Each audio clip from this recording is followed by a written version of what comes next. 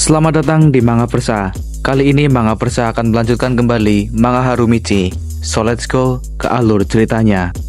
Chapter 9, Pertemuan yang Mendebarkan Hati. Perkataan Suguru yang meminta Fujisuke merasakan sendiri pukulan kuat serta memahaminya, lalu ia akan menunggunya di Tokyo, tampaknya masih teringat dalam ingatan Fujisuke.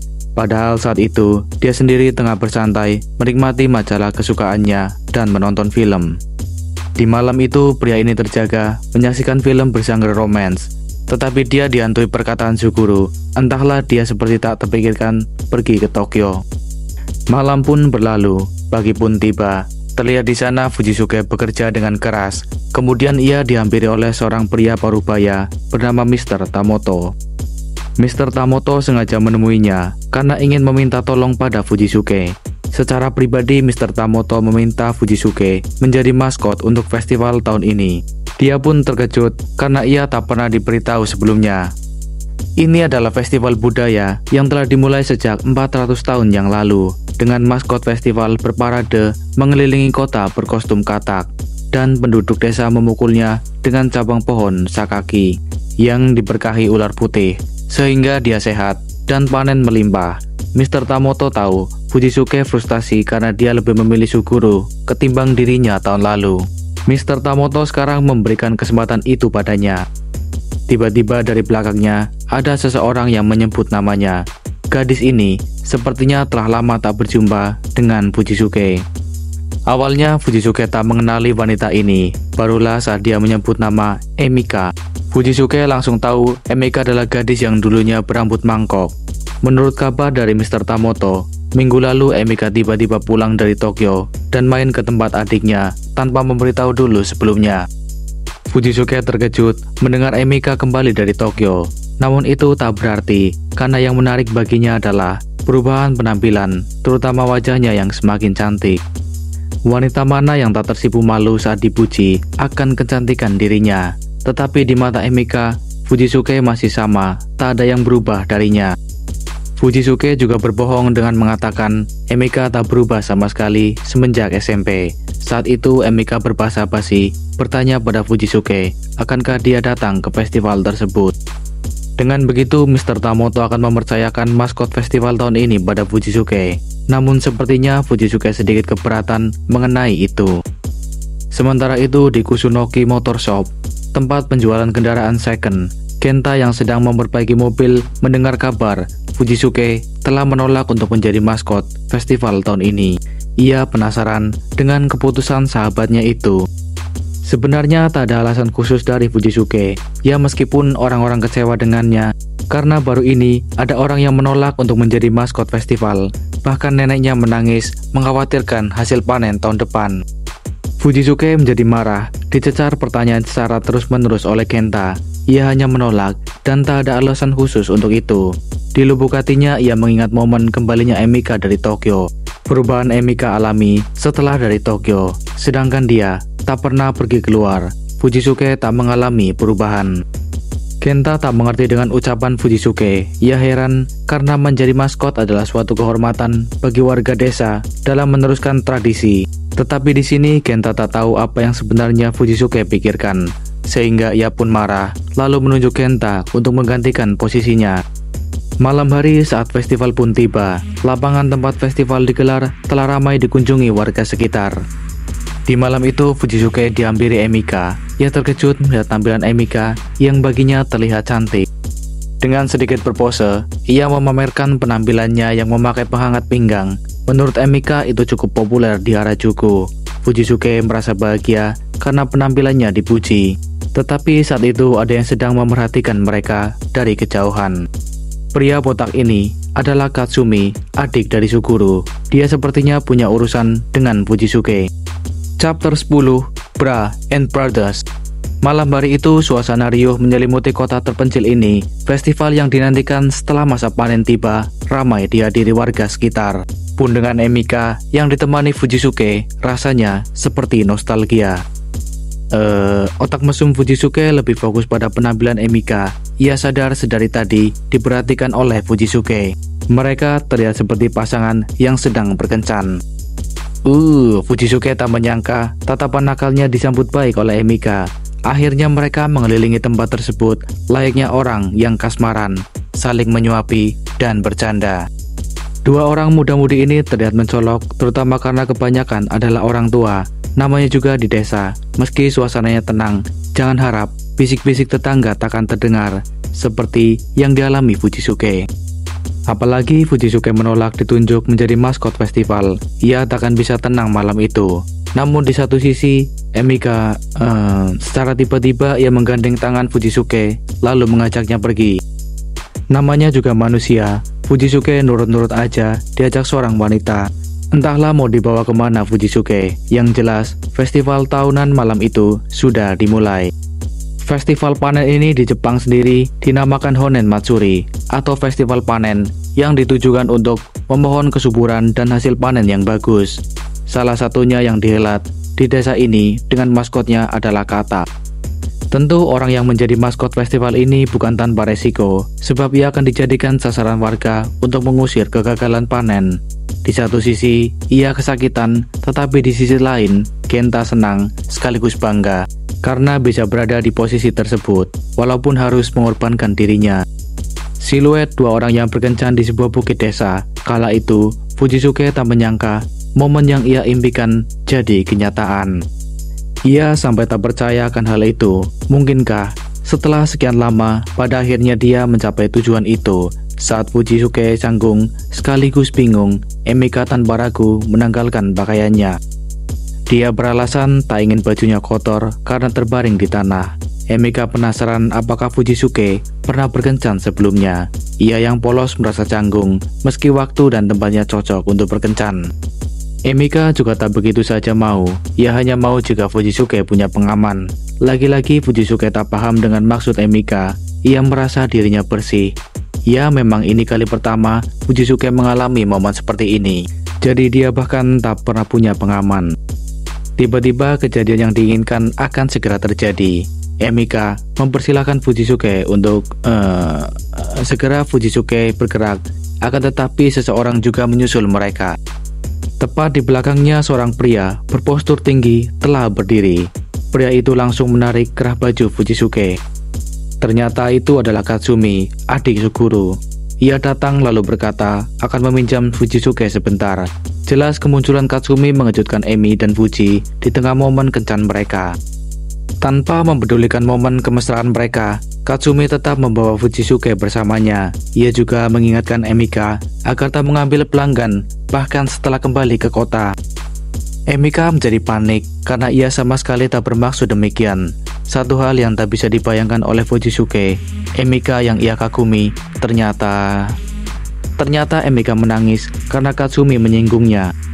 Sesaat setelahnya Katsumi melemparkan Fujisuke. Di sini, pria pirang ini tak mengerti maksud dari perkataan Katsumi pada Emika. Tetapi tanpa mengatakan apapun, Katsumi langsung melayangkan pukulannya. Dia tak peduli akan hal itu, sekalipun keributan mereka menggemparkan orang-orang yang ada di festival. Katsumi hanya ingin tahu alasan sebenarnya mengapa Fujisuke membiarkan kakaknya, Suguru, pergi ke Tokyo. Chapter 11, Bencana setelah perayaan. Emika menangis sejadi-jadinya. Ia tersinggung dengan perkataan Katsumi padanya. Sementara Fujisuke juga menanyakan maksud perkataan Katsumi sebelumnya. Lagi dan lagi Katsumi memberinya sebuah pukulan. Ternyata pukulan Katsumi cukup kuat hingga bisa menjatuhkan Fujisuke.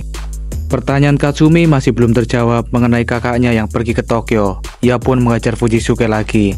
Bukannya melerai karena perkelahian di tengah perayaan, orang tua ini malah tertarik menyaksikan pertarungan mereka. Rasa-rasanya nostalgia bagi mereka. Beberapa orang bahkan menyerukan nama Fujisuke untuk melawan. Secara terang-terangan, Katsumi menantangnya berduel.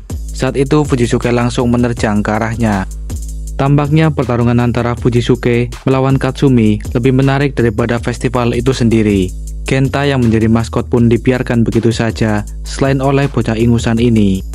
Sorak-sorakan penonton menambah gairah pertarungan. Maskot festival, Kenta, yang penasaran juga ingin melihat duel tersebut.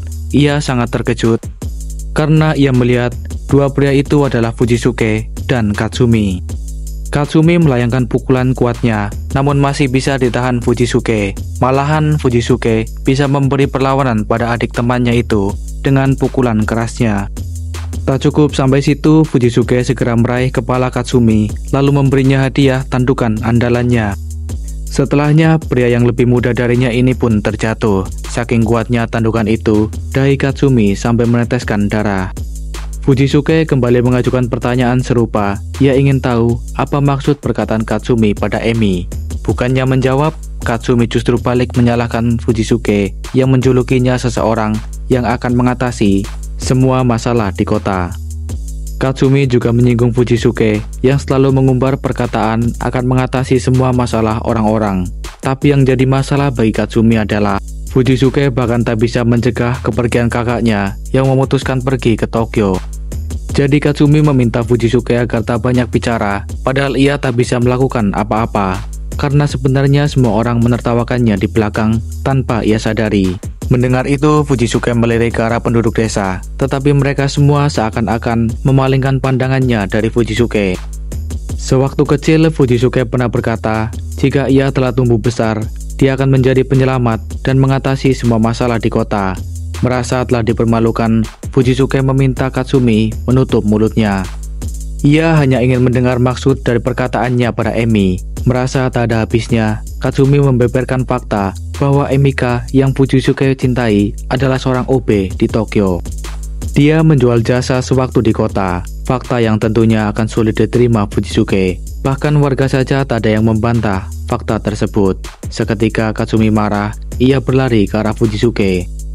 Pria berkepala pelontos ini pun melayangkan tendangannya ke arah wajah Fujisuke. Dan bukan karena tendangan kuat yang menampar hatinya, melainkan rahasia umum yang bahkan baru ia dengar tentang seseorang wanita kesukaannya. Malam hari itu tak ada suara selain teriakan dua petarung ini. Tepat di malam perayaan itu, Fujisuke dinyatakan kalah dari Katsumi. Lalu yang lebih menyakitkan baginya tentu fakta tentang Emika. Chapter 12, Aku Berasal dari Desa. Semuanya berantakan setelahnya. Semua orang bahkan tak menganggap festival sebagai sebuah perayaan lagi. Orang-orang mulai berkelahi karena hal yang tak masuk akal. Tapi ia mengira itu hanya bagian lain dari festival. Saat itu Genta menemui Fujisuke. Ia hanya terbaring di kursi taman tanpa mengatakan apapun. Ia tak menyangka itu adalah ide buruk yang membuat orang-orang berkelahi. Namun Genta tak peduli dengan siapa maskot festival atau apa yang mereka lakukan. Tetapi itu mengganjal di hati Fujisuke. Siapakah yang menyebarkan berita soal maskot? Di sini Genta juga mengetahui soal Emika yang membuat Genta terdiam dan ragu memberitahunya. Fujisuke tahu Genta menyembunyikan rahasia itu darinya. Genta menyangkal ia hanya sekedar mendengar rumor itu dari seseorang, mungkin 2, 3, atau 4 orang. Bagaimanapun ia yakin tak menyebarkan itu ke banyak orang. Bukannya marah, Fujisuke meninggalkan sahabatnya itu. Ia tak mengatakan apapun setelahnya. Beralih menuju ke daerah perbukitan. Dengan terburu-buru, Fujisuke datang ke tempat ini. Di sana ia menjumpai Emika yang sendirian. Ia tahu Emika pasti dalam keadaan sedih. Kala itu Emika terkejut dengan kedatangan Fujisuke. Ia penasaran mengapa Emika menyendiri di tempat itu sendiri. Tanpa basa-basi, Emika mengucapkan selamat datang di desanya. Tempat itu sering Emika kunjungi ketika sesuatu terjadi padanya, seperti saat seseorang memanggilnya si rambut helm. Emika menanyakan tujuan Fujisuke datang ke tempatnya. Belum sempat menjawab, Emika sudah tahu Fujisuke datang untuk menanyakan kebenaran berita tersebut. Jelas tergambar dari raut wajahnya. Menurut Emika, dunia diisi oleh hal-hal yang tak seharusnya Fujisuke ketahui. Tapi ia tak perlu memahami artinya, karena yang terpenting dia mengalami sesuatu yang membuatnya belajar. Terkadang sesuatu itu menimbulkan rasa penasaran, lalu ia membenarkan rumor tersebut, yang mana ia bekerja sebagai OB di Tokyo. Pada awalnya dia ingin menjadi seorang penata rambut, tetapi setibanya di sana, ia merasa timpang dengan budaya di Tokyo. Dia belajar setelahnya dari orang lain yang juga berasal dari desa. Mereka bekerja keras sebisa mungkin. Saat itu tiba, ia berusaha menghilangkan jati dirinya sebagai orang desa dengan mengikuti salah satu tren ke tren lainnya. Tetapi mengikuti gaya hanya menghabiskan banyak uang. Dia sadar telah banyak menghabiskan ratusan ribu yen hanya untuk pakaian. Karenanya ia butuh uang cepat dengan cara kencan berbayar. Dia meyakinkan dirinya sendiri bahwa itu juga merupakan gaya, sampai suatu ketika ia jatuh cinta pada pria yang ia lihat. Dia mulai kencan serius dengannya sampai 1,5 tahun. Ia tahu pria itu sudah mempunyai anak dan istri. Lalu ia memutuskan kembali ke kota. Namun sekembalinya ke kota, ia bahkan tak lebih bahagia. Setelah pulang, pria itu menelponnya lagi. Tapi ia berkata, ia ingin mulai lagi semuanya dengan Fujisuke. Ya, kekosongan menyelimuti hati Fujisuke yang membuatnya tak lagi mendengarkan apapun yang Emika katakan. Emika yang kini bukanlah Emika yang dia kenal. Dia bukan Emika dari kota ini, melainkan Emika dari Tokyo. Sementara dia hanya bocah yang dulu berkata akan jadi orang yang membereskan semua masalah di kota. Bagi Fujisuke, Emika adalah orang yang sulit ia capai. Dia jauh dari kata itu, seseorang yang tak bisa ia jaga. Bahkan tidak sampai seminggu, Emika kembali ke Tokyo. Oke, sekian dulu alur ceritanya. Kita lanjut di chapter berikutnya. See you on next video. Bye-bye.